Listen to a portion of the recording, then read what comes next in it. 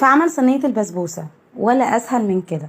هتجيبي كيس البسبوسة وهتجيبي كمان حوالي نص كوباية سمنة مذابة بالشكل ده، وهتجيبي علبة زبادي اللي هي حجمها كبير شوية اللي هي تقريبا ب6 جنيه. هتقلبي السمنة كويس جدا مع الزبادي، وحاولي ان انت تضربيها جامد.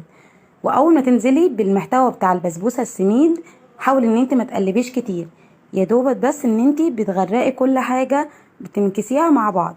خلاص كده هتكوني مجهزة الصينية مقاس 22، مش اكبر من كده على المحتوى الكيس ده.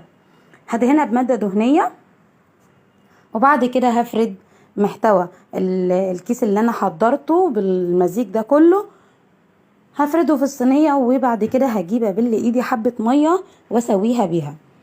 كمان انا محضرة في فيديو قبل ده طريقة عمل السيرب او الشربات لتسقية البسبوسة.